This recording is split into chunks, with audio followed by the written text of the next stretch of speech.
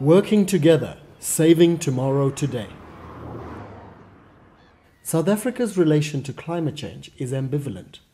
On the one hand, South Africa is a major contributor to Africa's carbon footprint, with the bulk of its emissions coming from its energy generation from coal.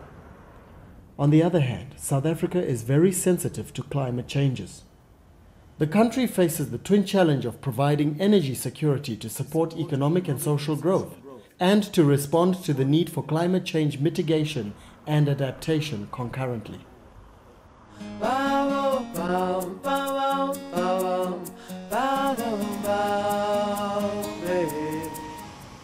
There are many factors that contribute to climate change. Most are man-made. The concentration of greenhouse gases in the atmosphere is a major factor and results in an increase in the average global temperature. Changes in general weather conditions are a natural phenomenon. However, these changes have become unpredictable and result in a higher frequency of extreme weather events, such as floods, droughts, and severe storms.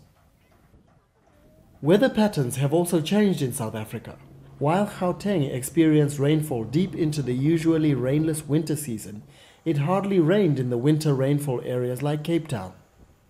While torrential rains afflicted the northwestern parts of South Africa, cities like Beaufort West in the Karoo struggled to deliver the much-needed water to its citizens, and storms left their marks in other areas.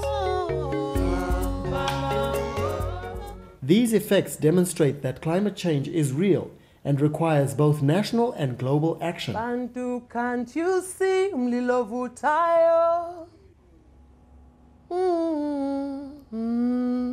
The South African government regards climate change a significant threat to development, and in response has developed a national policy that will lead the country towards a low-carbon path in order to reduce its greenhouse gas emissions.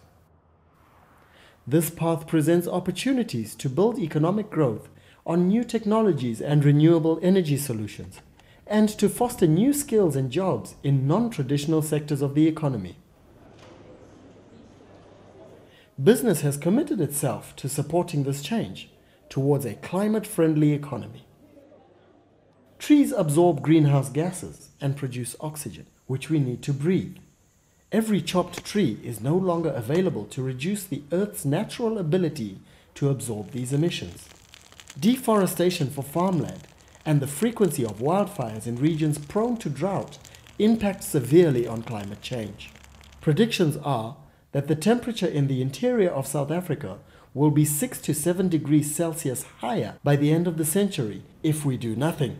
It is up to each of us to decide if our grandchildren will still be able to experience the colorful world which we call our own, with plants and animal species unique for South Africa, like the fynbos in the Western Cape, the grassland in the north, or the succulent Karoo.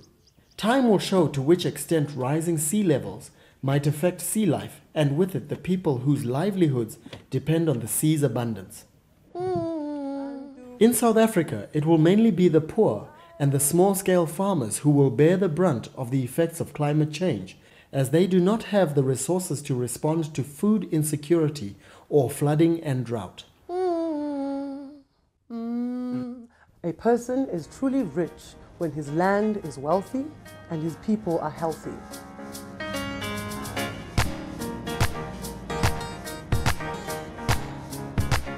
How can I help to reduce the impact of climate change and at the same time adapt to the inevitable? The answer is easy. Plant a tree instead of chopping it. Turn waste into wealth and recycle. Paper, glass, tins, plastic, and electronic waste. Now it's me doing something. The recycling which I do is not only reducing carbon footprint, but it also provides me with an income. Save our precious water with small measures. Don't let it run while shaving or washing vegetables, and even more importantly, fix leakages. The effects are amazing.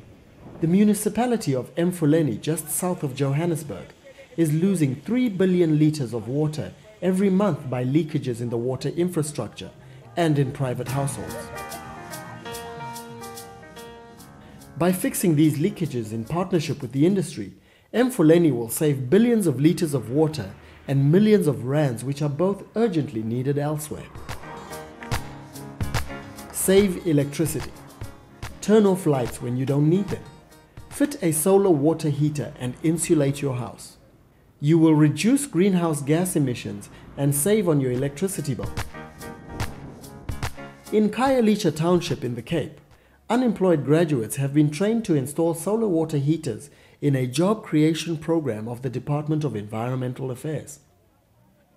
This is one of the first Gold Star rated Clean Development Mechanism programs in South Africa, recognized by the United Nations. In many of these programs, women are leading in the climate response and readiness. Use public transport. With the bus rapid transit system and the Gautrain, South Africa has embarked on a new era of public transport. Rea Vaya contributes significantly to the climate response by reducing greenhouse gas emissions by an estimated 40,000 tons per year. What holds true for every citizen also applies for industry. By using renewable energies and modern technology, greenhouse gas emissions can be reduced significantly. When South Africa hosts the International Climate Summit in Durban by the end of November, the country puts its commitment into action and engages actively in international climate change negotiations. The aim is to secure a legal framework to limit the average global temperature increase to pre-industrial levels. And always remember, climate change does not recognize geographic boundaries.